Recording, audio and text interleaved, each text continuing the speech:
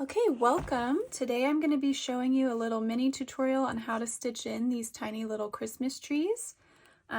These come in my festive trim stick and stitch pack, which is available in my Etsy shop. I'll link both the PDF version and the physical version in the video description. But it comes in a line like this and you get 4 of these stickers. So today I just cut them individually down with my scissors and I'm going to place them throughout the little collar area of this dress for my daughter. We're going to be doing a little bit of beadwork today as well. So I'll share with you my favorite size of bead and all the things that you need. But you could leave these as is. You could put them onto hats, onto shirts, the edges of sleeves, onto bags, pillows, tea towels. There's all sorts of things you could use these little trees for. So hopefully this tutorial will just give you a little bit of inspiration on how to stitch them and how to add beading to them. All right, let's get started. For today's video, I'm going to be using the colors of DMC embroidery floss 966, 895, 523, and 3051. And then I'm going to be using a size 5 DMC embroidery needle and a short size 10 beading needle. And I just have a kind of mix of glass seed beads. These are size 11/0, and you can find these at any of your major craft stores or online too, but you want to use a size 11/0 for this project because they'll fit nicely on these tiny little trees. And then this dress that I'm doing for my daughter that has this nice pretty collar, this is from Zara Kids. But again, this is just like an inspiration project, so you can add these trees to whatever you want. So I'm going to start by peeling away the sticker from the backing, and I'm just going to sort of randomly place these throughout the collar area. And I'm going to kind of have them going in different directions. I'm going to fit 4 on each side, so I'll have 1 of each color. All right, so I've got all my little stickers on there, and I'm going to start down here. I'm going to use this color 3051. I'm going to pull off a length of thread that goes from about the tip of my finger to my elbow. That's the length that I typically like to work with. And we're going to separate this out into 3 strands. So you can see that with DMC embroidery floss, there's a total of 6 tiny little individual strands, but I just want to use 3 of them right now. So I'm going to get 3 and 3, and I'm going to split this down the middle. Put my other 3 to the side because I will need them later. And then you can go ahead and get those 3 strands through the eye of your size 5 DMC embroidery needle. You want to pull about a couple of inches down that side and then tie off a knot at the opposite end. And then just cut off any excess there, leaving a tiny little tail. Okay, so I'm going to start at the tippy top of this tree, and I'm going to come up through the fabric. And then I'm going to make a straight stitch. I'm just going to go down this side first. So I'll just go down about the stitch length that I want my stitches to be here. And pull. Now I'm not hooping this because this collar would be a hard place to get into a hoop. But if you are working on something that you can hoop, it does definitely make it easier just to work with a hoop. But you don't have to. So now I'm going to come back up through the fabric, and I'm coming up just a little ways down here. And I'm going to go back up through the top there.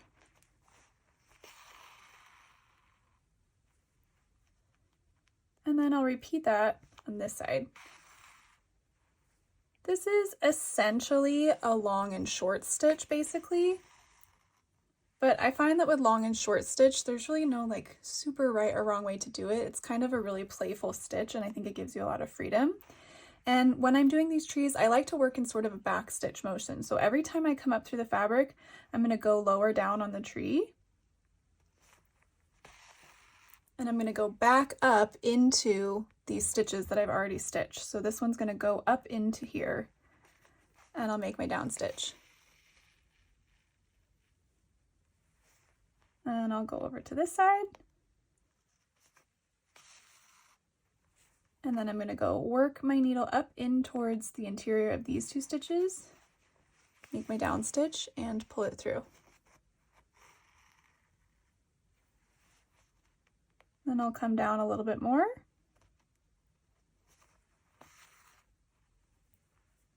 And then I'm going to make my down stitch coming back up to here. Now, if you are stitching on clothing, you do just want to be careful. Don't make your stitch lengths too long. You want to keep them pretty short so that they don't snag or kind of warp or bend when you wash your clothing. And these little trees are perfect because we want our stitches to be nice and short so that they look like the little pine needles.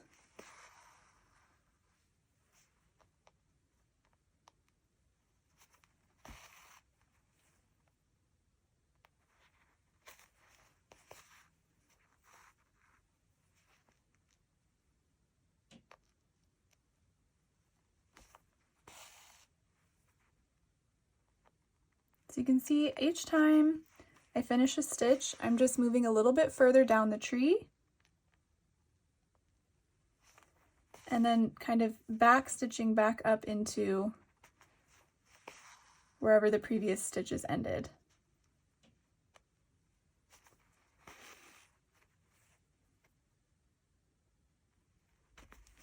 And I'm just sort of working my way back and forth across the tree here.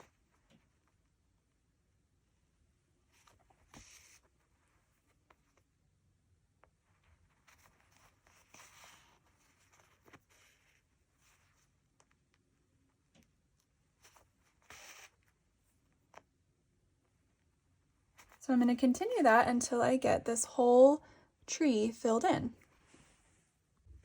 Okay, I still have a little bit more left here, but I wanted to pause and show you how to tie off a knot in the back whenever you run out of thread.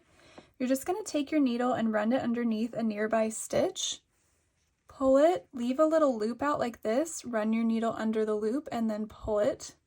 And when I'm working on clothing, I like to do that 2, you can do 3 if you want to be extra secure, but usually 2 is plenty. Oops, it's kind of getting stuck here. Okay, just do it 2 times so that your knot stays secure. And then you can cut off the excess, leaving a little tail, and I'll grab the other 3 strands and continue filling this in. Okay, so I have the tree nicely filled in. I'm just going to fill in the trunk. If you wanted it to be a different color, like more of a brown color, you could totally switch to that. I'm keeping these pretty simplistic, and I'm just going to go ahead and do the same color. And I'll just come up at the bottom of this line here and stitch into where the pine needles end. And if you want that to be just a little bit more clear, you could do that 2 times.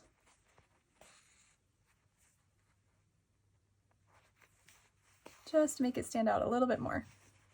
All right, so I've got my little tree. I'll tie off a knot in the back here, and then I'm going to do each other tree in one of the other colors. So this one right here I'm going to do in 523 with 3 strands. This one I'll do with 895, and then this one I'll do with 966. And then I'm going to do these ones over here as well. Once I get those all stitched in, I'll show you how we can add some beading to make these sparkle. Okay, let's add some beading. I've got all my little trees stitched in, and I have this little bowl of size 11-0 glass seed beads. Like I said, you can get these at most of your major craft stores. This is just a random mix that I have, but you can choose any colors you like. This is for my daughter, so I decided to go multicolored, but I do think it would look really cute to just do like a gold bead here or pick one color to stick with. And then I have a size 10 short beading needle here, and I'm using just one little strand of that 523 color. And you just want to make sure that on the opposite end you tie off your knot a few times so that it doesn't slip through the fabric when you come up through the fabric. So I'll show you on this tree. I'm just going to add a few little beads like they're little ornaments on the tree. So I'm coming up through the fabric, and I'm going to slide my needle through a bead of my choice. I got a little coppery gold one here. Push that down towards the fabric, and then you want to make your down stitch just on the other side of the bead. So I can kind of take my non-stitching hand and lay that bead down flat, like so, by pulling the thread across so that that bead lays down. And then you can sort of push it back so that it's right resting. We don't want it sliding like this when we make our down stitch. So I want to push it all the way back to the end of the thread, and then make my down stitch just on the other side of the bead. And that will anchor it right into place. And then I'm gonna add a few more. So I'll grab maybe a red this time.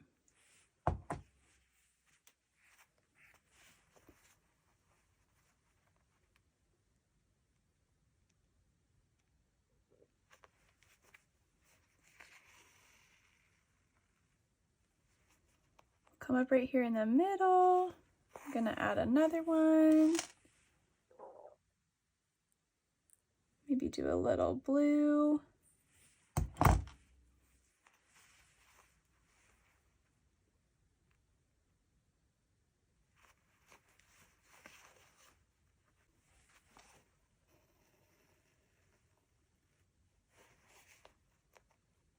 Come up towards the top here. I'm gonna add one right here. This time I'll do a pink.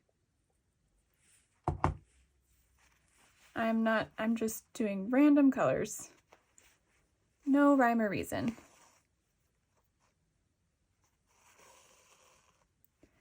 Okay, I got a little green one to go up at the top here. And voila. I'm gonna go ahead and tie off a knot in the back before I move on to the next tree, even though I still have plenty of thread. That just prevents me from pulling a long strand across the back that would get caught or snagged on anything. And for beads, I'm gonna go ahead and tie that knot off 3 times, just so that it's extra secure.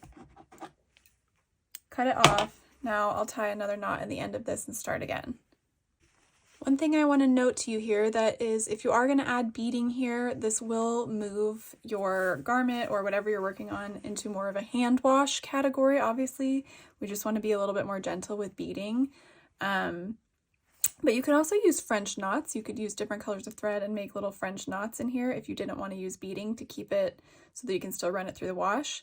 But I do think beading looks extra special, and you can totally hand wash this and it should hold up just fine for you.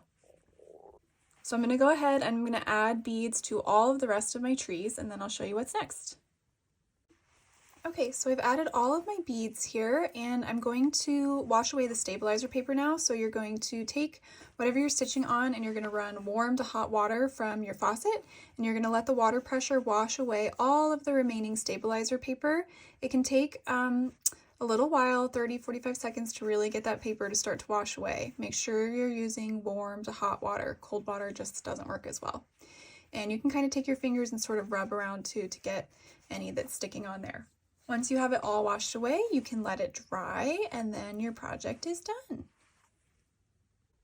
All right, just wanted to show y'all what this looks like at the end. It's all dried off now, and I have all these cute little trees. This dress is going to be so adorable for the holidays. A simple little thing to add, but it makes such a nice little statement on this collar. And again, you could do this in endless ways, not just on the collar of a dress, but you could add these little trees to so many different things. I hope you're able to come up with some fun projects, and if you're enjoying this content, please like and subscribe to my channel.